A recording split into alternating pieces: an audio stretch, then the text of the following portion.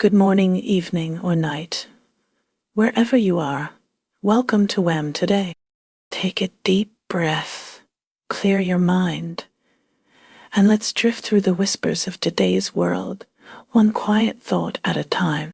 As we wrap up Monday, 31st March 2025, let's see what stories are unfolding around us. Myanmar is reeling from a catastrophic 7.7 magnitude earthquake near Mandalay.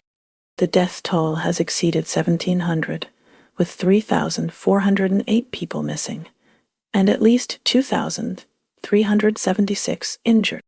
Red Cross officials are calling it an unprecedented disaster for Asia in over a century. Thousands of homes are destroyed, and vital infrastructure is damaged. The Naypyidaw International Airport's air traffic control tower is affected.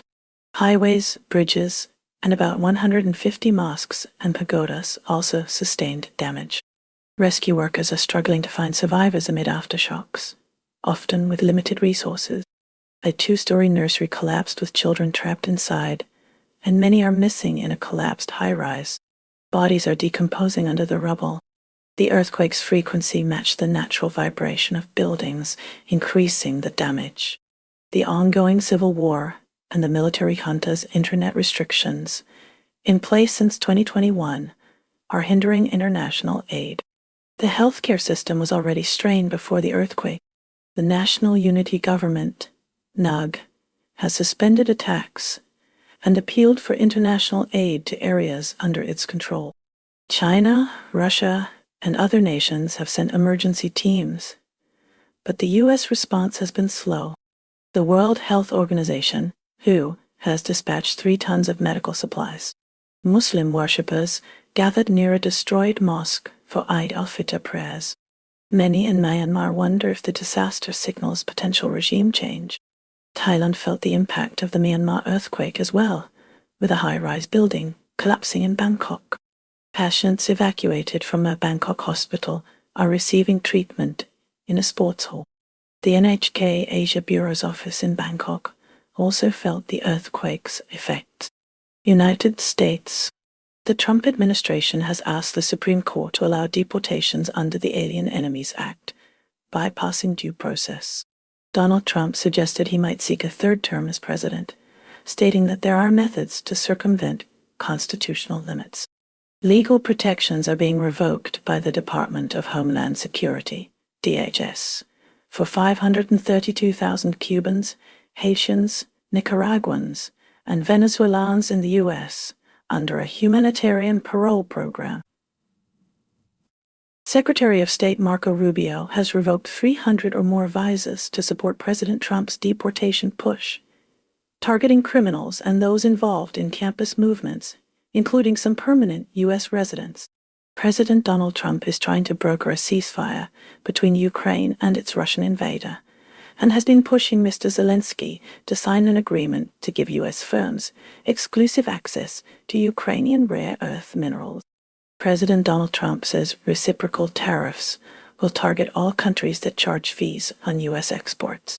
A deal for TikTok's sale will come before the April 5 deadline, according to President Donald Trump, who wants the app to remain active.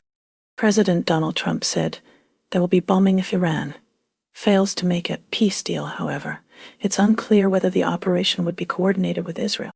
President Donald Trump is making his clearest commitment to not fire anyone over an accidental leak of his administration's plans for an airstrike against the Houthis in Yemen.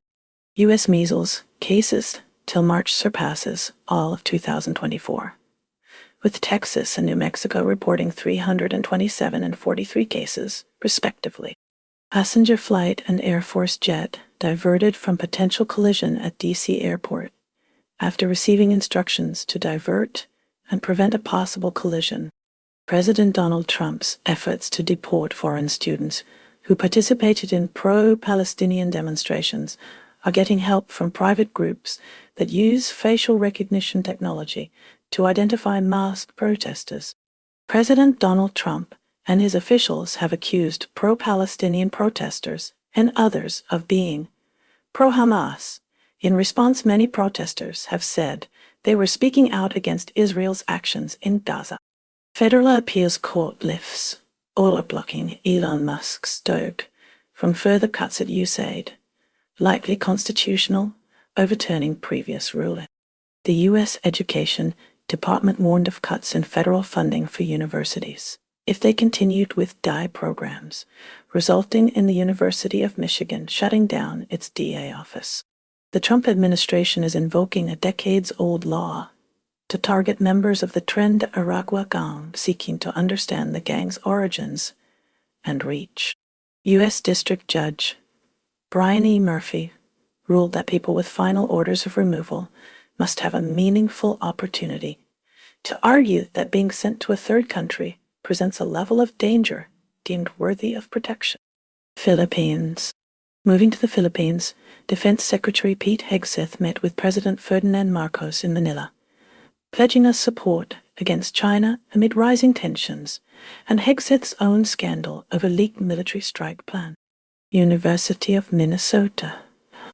Turning to the Midwest, Minnesota officials are seeking answers after a University of Minnesota graduate student was detained by Immigration and Customs Enforcement, ICE, for unknown reasons, with the school stating they received no advance notice. Leaders from the University of Minnesota say ICE has detained a graduate student. The reasons behind the detention are currently unknown. Panama. In Panama, many Latin American migrants unable to enter the U.S. are returning to their countries via Panama, raising concerns about Panama's readiness for this reverse migration. Venezuela will resume accepting repatriation flights from the U.S. after President Nicolás Maduro requested the return of Venezuelan migrants sent by the U.S. to El Salvador. Yemeni. Regarding Yemen, Atlantic editor Jeffrey Goldberg dismissed National Security Advisor Mike Waltz's explanation for his inclusion in a leaked Signal group chat about the bombing of Houthi rebels in Yemen, calling Waltz's defense implausible. Elon Musk. Protesters are rebelling against Elon Musk's purge of U.S. government. The protesters are escalating a movement targeting Tesla dealerships and vehicles in opposition to Musk's role as the head of the newly created Department of Government Efficiency. Greenland. Greenland's Prime Minister has responded to Donald Trump's claims over Greenland, asserting that the territory will decide its own future. England is currently grappling with several pressing issues. Education Secretary Bridget Phillipson is exploring the use of artificial intelligence to help teachers save time. This follows a Department for Education hackathon that showcased AI tools for report writing, improvement of writing skills, and assessment of vocational skills. English councils are facing a potential insolvency crisis due to a £5 20 billion deficit in special educational needs and disability SEND services. This debt, previously hidden by an accounting adjustment, will reappear on balance sheets by March 31st, 2026. Nearly 20 councils are warning of insolvency because of multi-billion-pound debts from SEND overspending, which is projected to increase by almost £2 billion in the next year. The morning after pill will be available for free in pharmacies later this year as part of an effort to reduce inequalities. In North Yorkshire, British military documents, including threat assessments, armoury codes, and detailed base patrols, were found scattered on the street near a major military base. The Ministry of Defence has launched an investigation into this incident.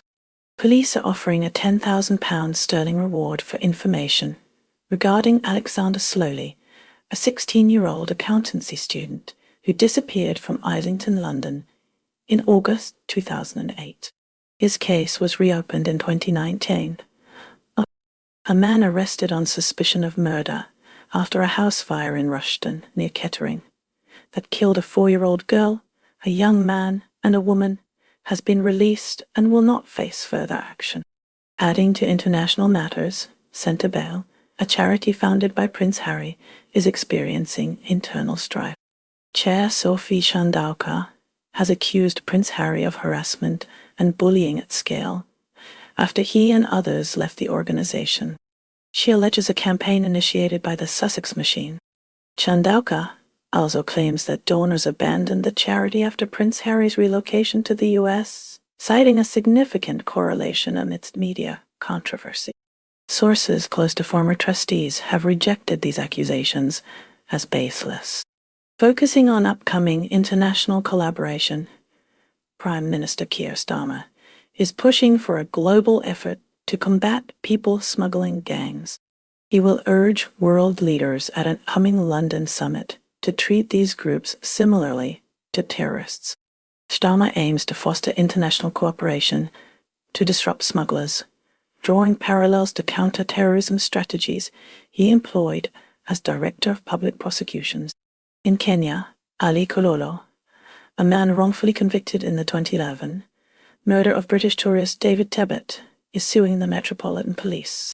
He was sentenced to death and spent over a decade imprisoned in appalling conditions before his conviction was overturned in 2023.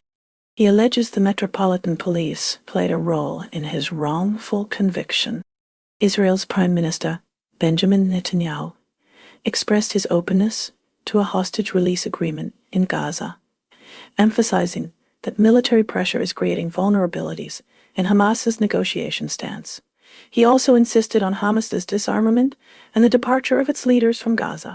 In a separate incident, Israel conducted an airstrike on Beirut, specifically targeting Dahiyeh, a southern suburb and a Hezbollah stronghold, marking the first such action since the November ceasefire, with the military claiming the target was a Hezbollah drone storage facility.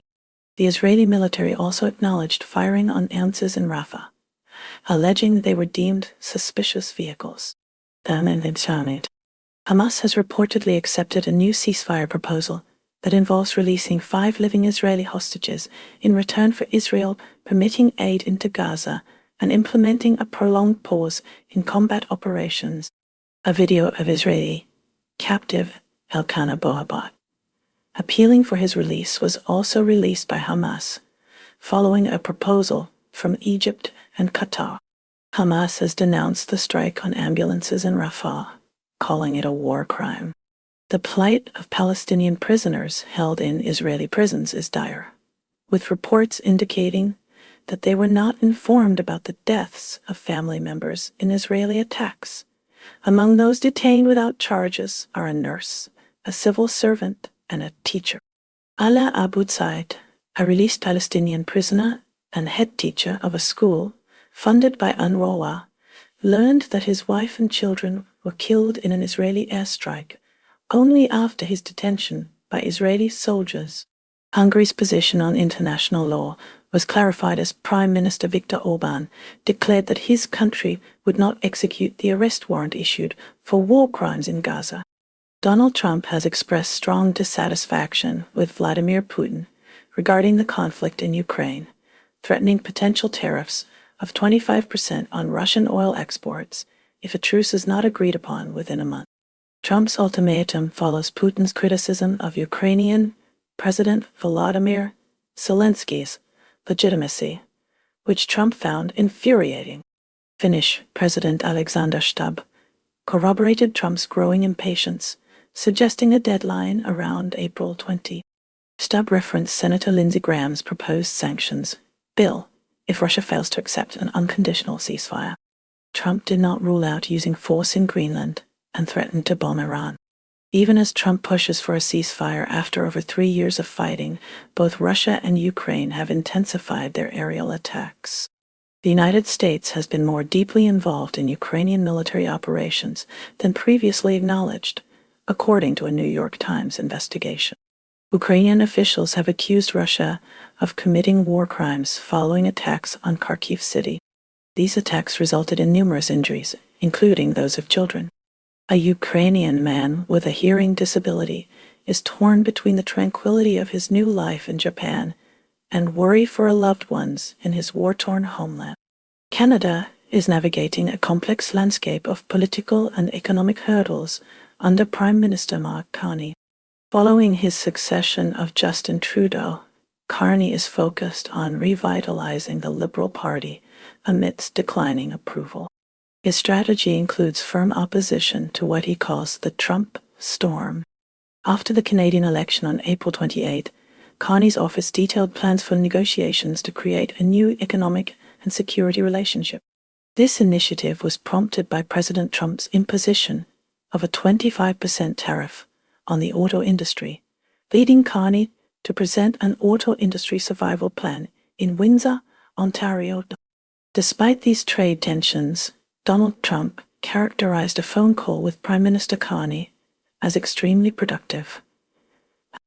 This call, initiated by the White House, represented their first interaction since Carney took office on March 14.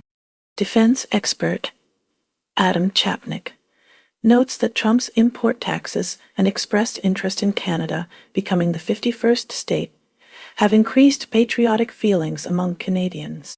Adding another layer of complexity, a Canadian deep-sea mining firm is reportedly engaging with the Trump administration to bypass a UN treaty and gain us authorization for mining in international waters, a move opposed by environmental groups. Beyond these political and economic pressures, parts of Ontario are struggling with a severe ice storm that has left over 300,000 Canadians without power. Environment Canada has issued winter storm warnings for Ottawa, Quebec, and Ontario, with freezing rain expected to continue in some regions until Monday morning. Turkey is experiencing heightened political tension, as opposition leader Özgür Özel is advocating for weekly rallies. He also seeks a reinforced economic boycott, targeting companies linked to President Erdogan. This comes amidst growing demonstrations backing jailed Istanbul mayor Ekrem İmamoğlu, a significant political adversary of Erdogan. During one rally, a letter from İmamoğlu was read, conveying his determination and belief in national unity against oppression. Further exacerbating the situation, Swedish journalist Joakim Medin was arrested upon entering Turkey. He had intended to cover the protests surrounding İmamoğlu's imprisonment. Medin is now facing terror-related charges and accusations of insulting the president. As Turkey begins its public holiday for the end of Ramadan, the opposition intends to maintain the protest movement by transitioning to more targeted actions. Turning to the United States, Senator Rubio has asserted that international students must comply with the conditions of their visas. Violation of these terms could lead to consequences, including visa revocation. His statement follows the detention of Rumisa Ozturk by masked immigration officials in Somerville, a Boston suburb. Australia is currently grappling with multiple challenges, from maritime monitoring to environmental concerns.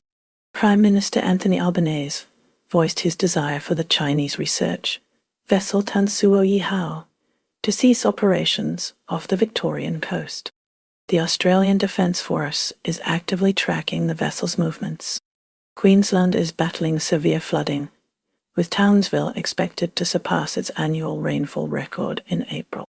New South Wales fined the Cadia gold mine operators $350,000 for breaching clean air regulations. Tests revealed the mine emitted over 11 times the permissible amount of dust containing heavy metals. In political developments in Australia, Labour's Katie Gallagher accused Peter Dutton of arrogance. This followed Dutton's declaration that he would live in Sydney's Kirribilli House instead of the lodge in Canberra, if elected Prime Minister on May 3rd. Then Robert Smith is pursuing a defamation retrial, alleging misconduct by Nine journalist Nick Mackenzie. Robert Smith claims Mackenzie improperly obtained confidential details about his legal strategy. In Balcombe Hills, Australia, a mother was arrested for allegedly stabbing her 3 children at their residence. The children are reported to be in stable condition, and the father is said to have secured the knife from his partner. On Kangaroo Island, Valerie, the dachshund, is still alive a year after her escape. India's roads present a significant safety challenge, as the country ranks 49th out of 53 nations surveyed for driving safety. Despite this, Mukesh Ambani continues to hold his position as the richest person in Asia, even though he has slipped out of the top 10 on the Global Rich List, according to the Huron Global Rich List 2025. Commerce and Industry Minister Piyush Goyal has reported positive progress in ongoing trade talks between India and the U.S., with the goal of reaching an initial agreement by the fall of 2025, specifically targeting September-October.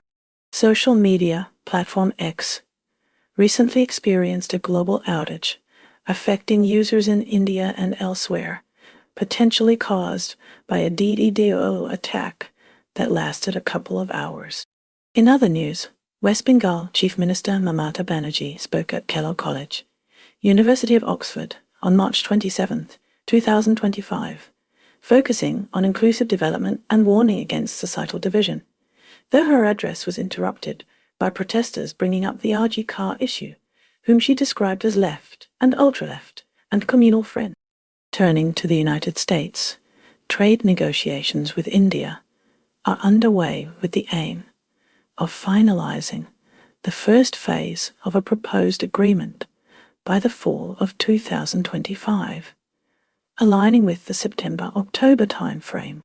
Former President Donald Trump has highlighted the positive relationship between the U.S. and India, specifically mentioning Prime Minister Modi's recent visit. Finally, South Africa faces the greatest challenges in road safety, ranking as the most dangerous among the 53 surveyed countries. Afghanistan is facing a precarious situation as over 50 women's rights activists sheltering in Pakistan are threatened with deportation and potential persecution under the Taliban. Meanwhile, our citizen Faye Hall, who was detained by the Taliban in February, has been freed and is now under Qatari care in Kabul. A video surfaced showing Hall thanking President Trump for securing her release. Hibatullah Akhundzada addressed the public during an Eid al-Fitr ceremony in Kandahar. Adding to the concerns, students at the American University of Afghanistan in Qatar are worried about returning to Afghanistan following aid and visa reductions initiated by the Trump administration. Pakistan has committed to deporting millions of Afghan nationals residing within its borders.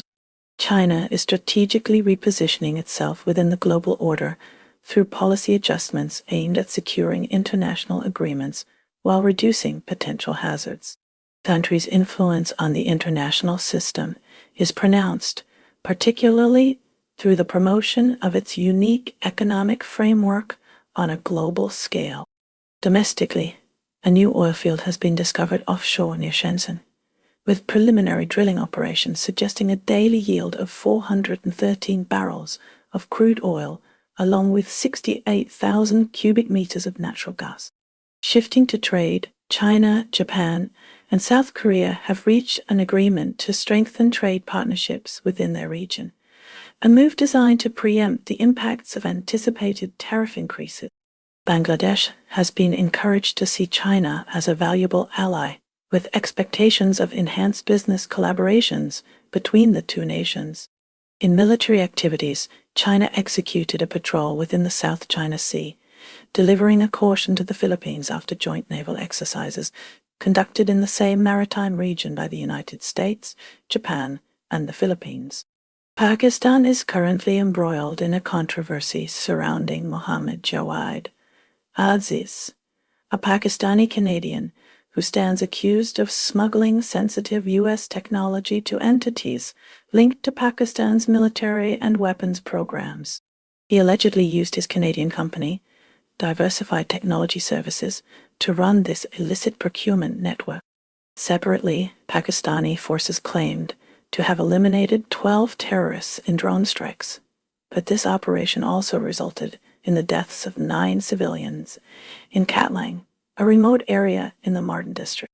In economic news, Foreign Minister Aurangzeb has suggested that Pakistan may issue panda bonds in yuan, a strategic move to tap into China's vast capital market and diversify its debt portfolio. Iran has firmly declined direct negotiations with the United States concerning its nuclear program. This decision follows the delivery of a letter from former President Donald Trump through Oman, a known mediator. An Iranian official clarified that while direct talks are off the table, indirect negotiations could be contemplated. These discussions occurred alongside threats from the U.S. president, who cautioned about possible bombings should Iran not consent to a nuclear accord with Washington.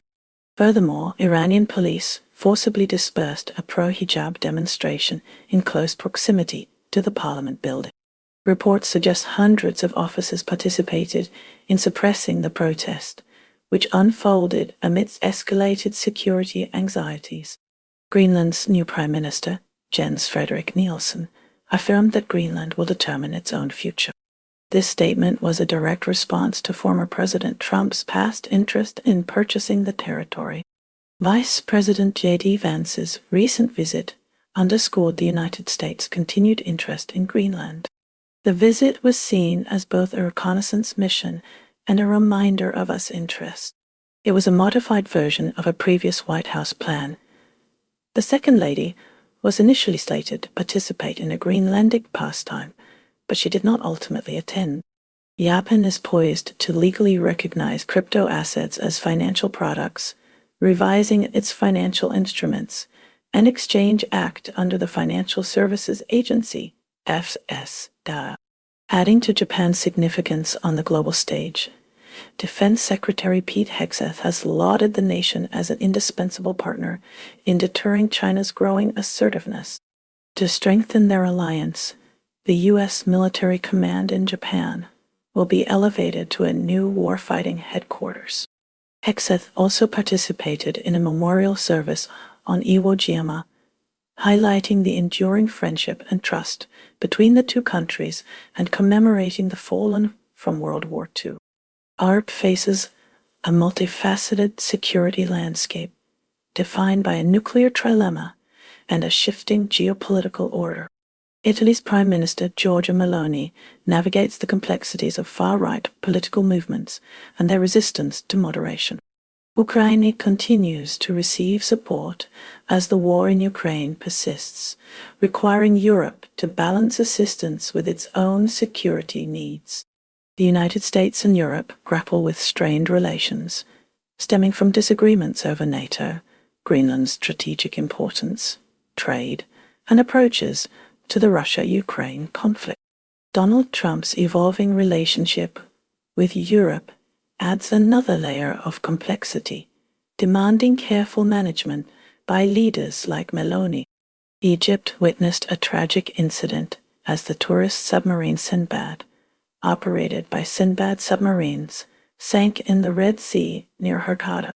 The submarine, carrying 45 Russian tourists and crew, offered underwater excursions to a depth of 25 meters.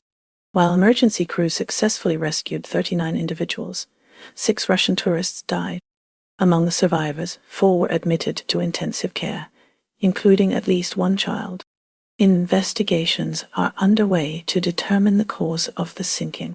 Bangladesh is in the news for a few reasons, starting with the Trump administration's decision to honor Bangladeshi women student protest leaders with the Madeleine Albright Honorary Group Award.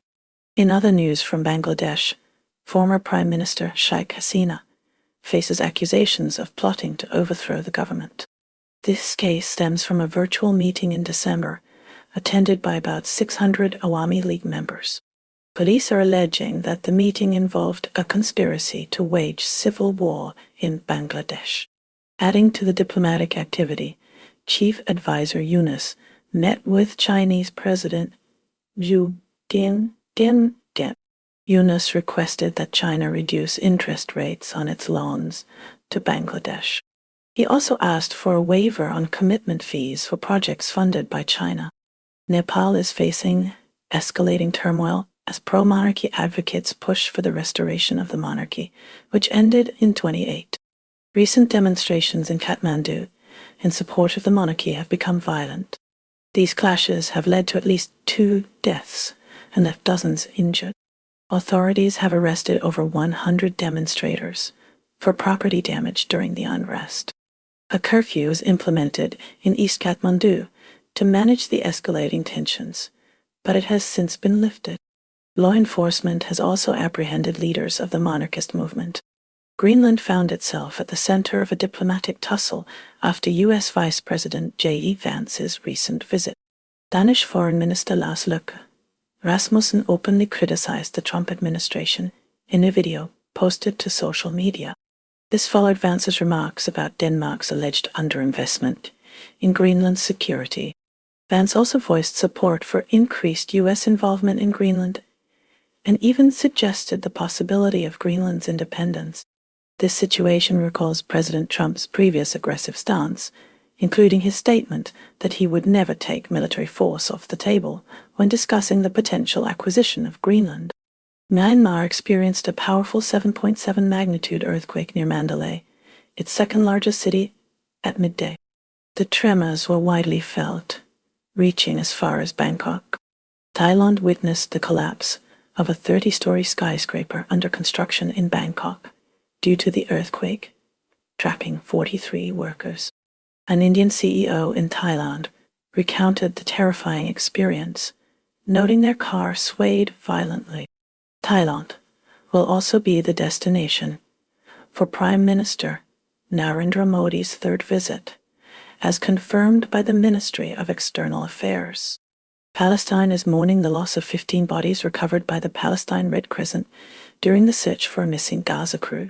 Tragically, 9 Red Crescent members disappeared a week prior after being caught in Israeli fire in Rafah. The atmosphere in Gaza is somber as residents observe, eyed of sadness, while enduring relentless Israeli bombings and a critical shortage of food. The first day of Eid al-Fitr saw at least 20 fatalities, predominantly women and children, highlighting the dire consequences of the escalating food crisis. Brazil now faces a significant legal and ethical reckoning, as its Supreme Court mandates that former President Jair Bolsonaro be tried for his alleged attempts to subvert the 2022 election results and incite a coup. Adding to this complex period, the Brazilian government has formally apologized to families who suffered losses during the country's military dictatorship. This apology is specifically tied to the potential unearthing of a clandestine mass grave from 35 years ago, which may contain the remains of individuals who vanished during that era.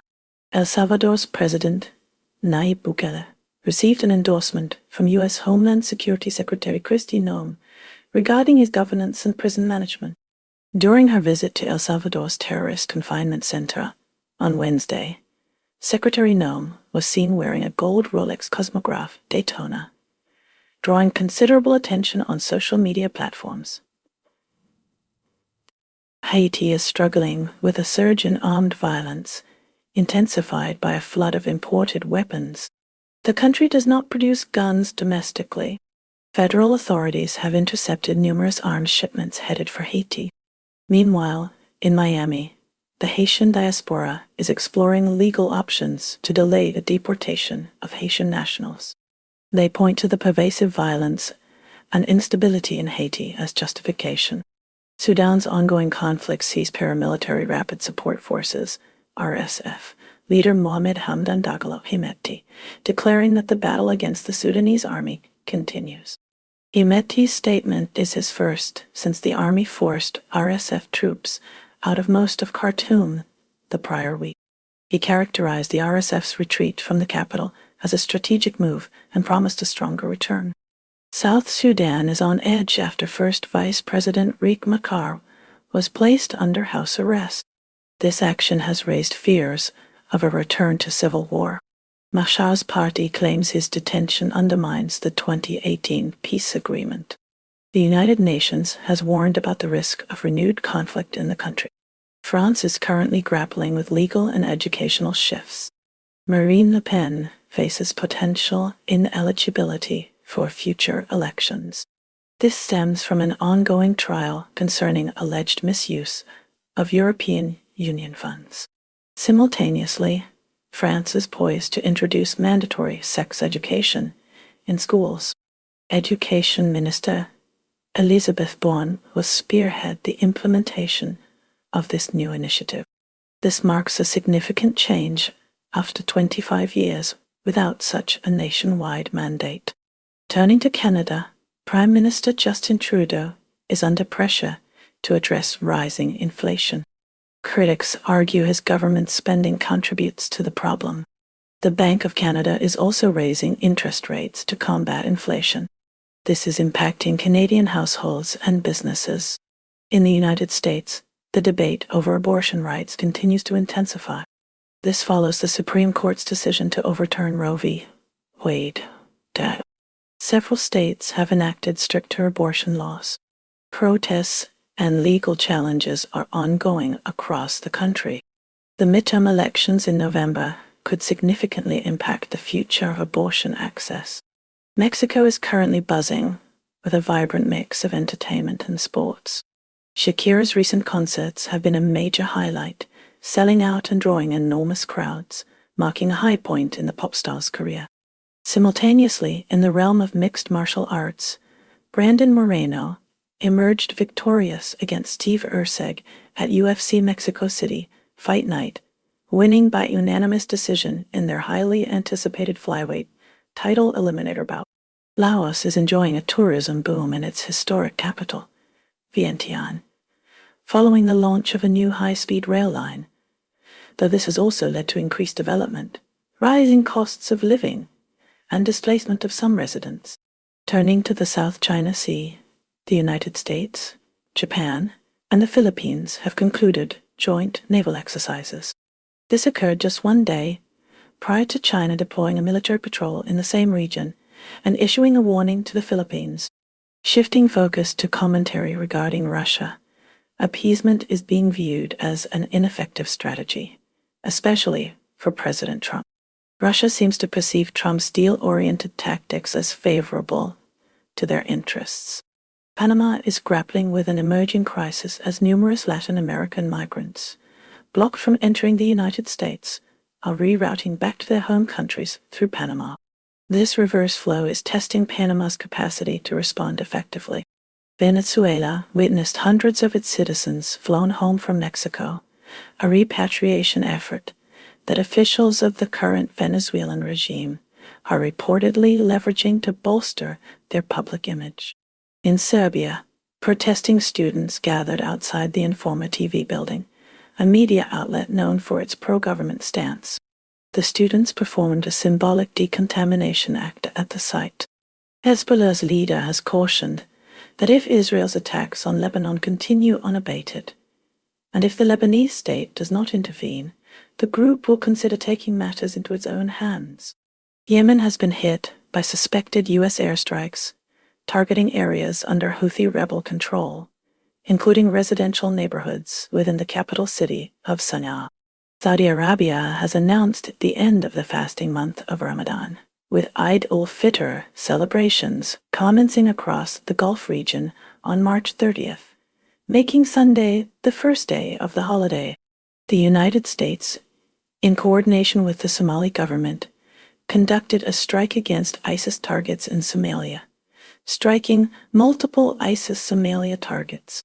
The operation reflects ongoing efforts to combat the terror group's presence in the region. Tonga was struck by a significant 7.1 magnitude earthquake. This seismic event prompted a tsunami warning to be issued for the Pacific island nation. Europe is currently evaluating strategies for managing NATO. This re-evaluation comes amid concerns about potentially diminished U.S. leadership within the alliance, which has traditionally been under American command. A Kenyan peacekeeper was killed in an ambush that occurred in the far eastern region of the Central African Republic. The incident underscores the dangers faced by peacekeeping forces operating in the area. South Korea's most severe wildfires are now largely under control. Rainfall and cooler temperatures have aided in suppressing the blazes, providing much-needed relief. The ongoing war in Gaza is now being considered an existential threat to the stability and security of the Kingdom of Jordan, given its proximity and the potential for regional spillover. And that's a wrap for today's news, because even headlines need a nap. Stay curious, stay kind, and let the noise fade as you find your quiet. Take care, stay awesome, and I'll see you next time on WHAM Today.